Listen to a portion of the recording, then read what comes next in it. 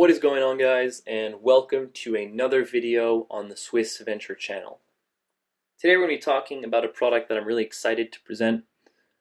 As usual, I always test out my products for a couple months after I've purchased them so that I can come to you with a educated opinion, the well-formed opinion, and one where I have tested out the products, the ins and outs, the advantages and disadvantages, and whatnot. Now we're going to be talking about the Arc'Teryx, as you can see from the dead bird, the Arc'Teryx Proton AR Hoodie. There is a version without the hood that's called the jacket, but I really do recommend the hood, and I'll talk about that later in the video. I'll probably refer to this as a jacket anyways, so bear with me. Now this is a synthetically insulated mid-layer, and I'm going to be honest with you guys, I do believe that this is the best mid-layer you can purchase on the market right now. I don't want to get into a debate on layering and mid-layers specifically. I do know that they are going to be specific to the user, to the person, to their body type, to the climate, to the activity range. But, you know, me personally, I am in the Swiss Alps over in Europe. I use this jacket all year round. I use it for climbing, ice climbing, ski touring, skiing, cross-country skiing, hiking, trekking, you know, anything all year round regardless of season. And ultimately this actually kind of forms a base to my layering system. Now it's not my base layer, but what I mean is that when I'm going out, I'm almost always taking, I'm basically always taking this layer, and I complement it with other items as needed, as the conditions require, and sometimes just by precaution. But this is always with me, and I think that makes a good mid-layer, is that it's always here. Now we're going to talk about why throughout the video, but just so you know, I really do believe that this is probably the best mid-layer you can purchase. Now, as I said, this is synthetically insulated. Arc'Teryx uses 2 weights of Core-Loft insulation. There's 90 grams per meter squared and 65 grams. If that doesn't mean much to you, it doesn't matter. It's just useful to know, I guess. Now, really quickly, I do want to talk about construction, and this is kind of what Arc'Teryx is known for, is construction and fit and whatnot and cut. And as you can see, the amount of fabric pieces that are sewn together. One of the issues that many insulated jackets face are cold spots. And specifically cold spots around the elbow, which is right around here, because as the elbow basically pushes out, what has a tendency to happen, especially in lesser well-made jackets, is that the elbow is going to push away all that insulation. And when that happens, you're basically left with quite a light fabric and a cold spot. And I have to say that I've had no such issues with this jacket. There's no cold spots. You know, this is typical Arc'Teryx. They do stuff well. Yes, you do kind of pay the dead bird premium, but I do have to say that this is a solid well-constructed jacket. The face fabric on this jacket is what Arc'Teryx calls a 40th AR40. That means nothing to me, so it doesn't matter if it means nothing to you either. It's a 92% nylon, 8% elastane mix. That means that you've got some flex, and it's also very lightweight. I'll try and bring this material up a little bit to the light so you can understand better how it's made. It's quite a soft touch. It doesn't feel super water resistant, and in fact it's not designed to be. I think it does have some DWR spray or something, but you know, this is not for rainy conditions. Once it starts to rain, I've always had a soft shell or a hard shell that I add on top of this. To me, that's perfect. And also, it is synthetic insulation, so it does fairly well with moisture. More on that later. We're going to move down the jacket and talk about some of its features. It is Arc'Teryx, so there's not much to talk about. And then we'll talk more about use cases.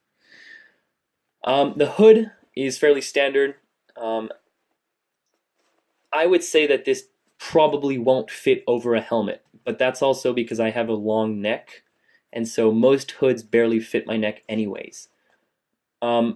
Having said that, I always prefer to have insulated hoods beneath my helmet anyways, and only hard shells go over the helmet. If that's a huge issue for you, you may want to look into getting the jacket, but just know that I found that this does really well under the hood. And again, because it's Arc'Teryx, there's no issues with it bleeding onto your eyes. They just cut it well. You can see there's some adjustability. There's a routing cable that will do the top of the hood and as well as the back, and that comes over here. Useful to have. I have to say though, I never use these hood adjustments. I think because I'm always on the edge of size in terms of hoods anyways.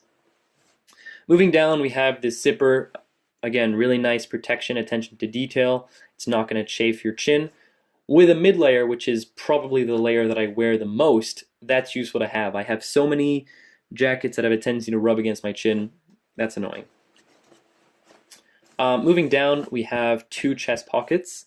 What's nice about these is they are sewn basically onto the jacket, so they're not compromising on insulation. Sometimes you see that where you have like a normal pocket and insulation on the outside, and then what tends to happen is there's issues with warmth around the chest.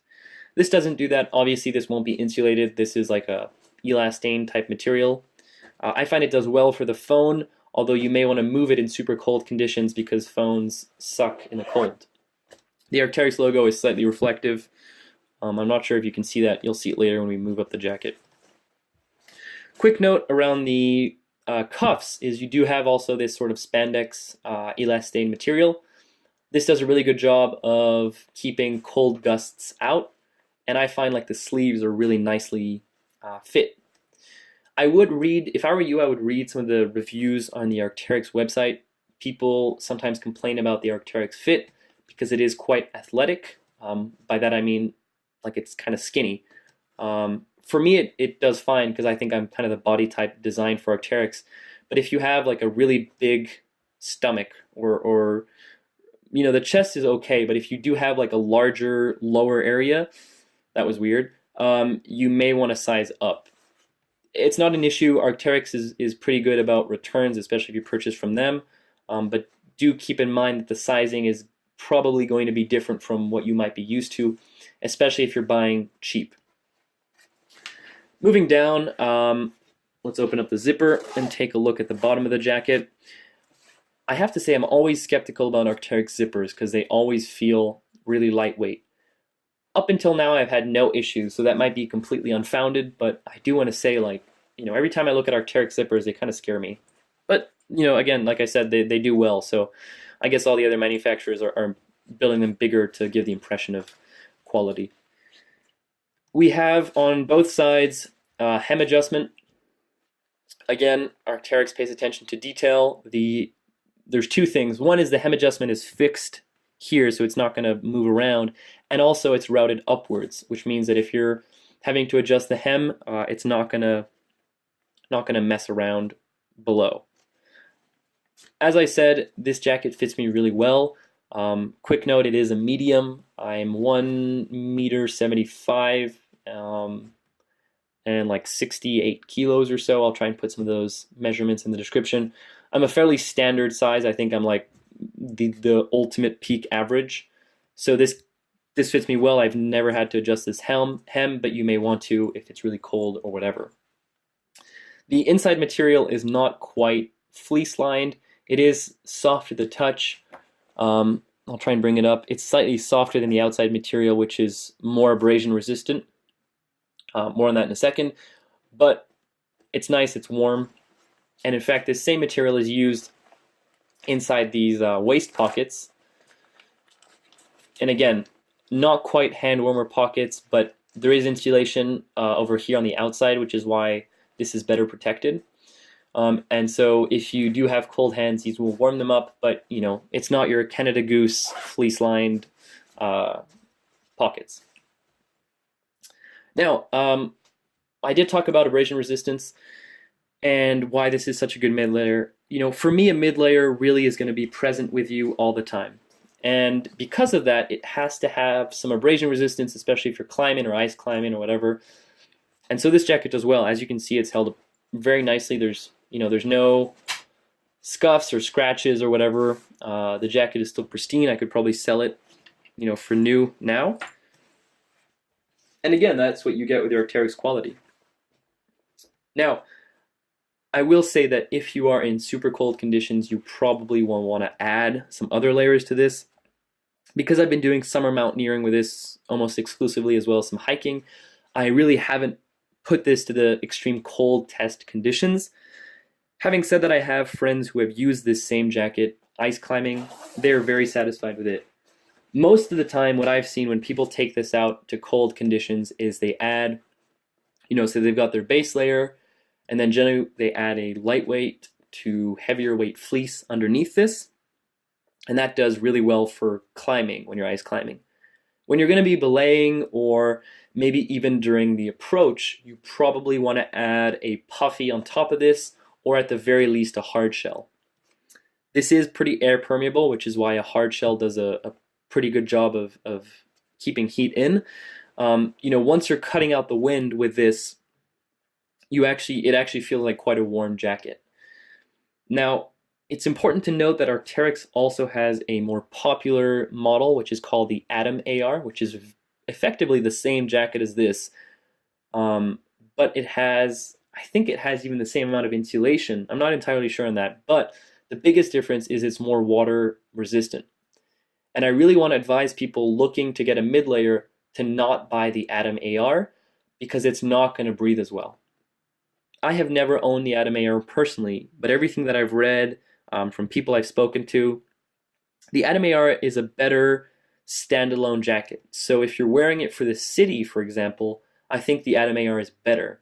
It will insulate against wind slightly better, and it will also be better in terms of rain resistance.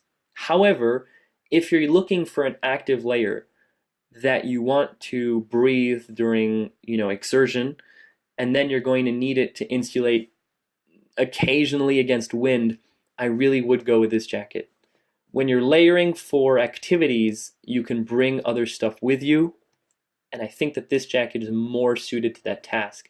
The biggest issue for me with the Atom AR is that it doesn't breathe well, and even with synthetic insulation, when you have a jacket that's not breathing well, you're going to be ruining that insulation and you're going to get cold.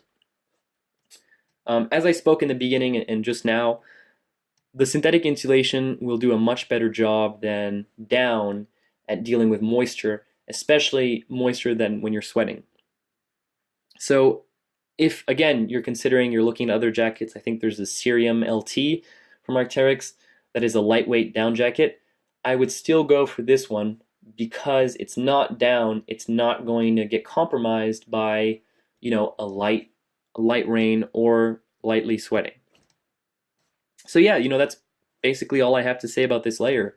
Arc'Teryx keeps it simple, they keep it minimalist. I like them for that, and they build quality products. There isn't much to say more on this jacket apart from the fact that it's solid, it performs excellently as a mid layer, and yeah, there's really nothing missing. Again, this is not a standalone layer. You do want to add at least a soft shell or a hard shell if you're going up into the high mountains, and I always have a hard shell with me anyways. And you probably want to be wearing a base layer underneath to help with moisture management. But yeah, that's it. Thanks for watching, guys. You can comment your questions. I try and be responsive. Check out my other videos and check out the channel. Thanks, guys. Bye-bye.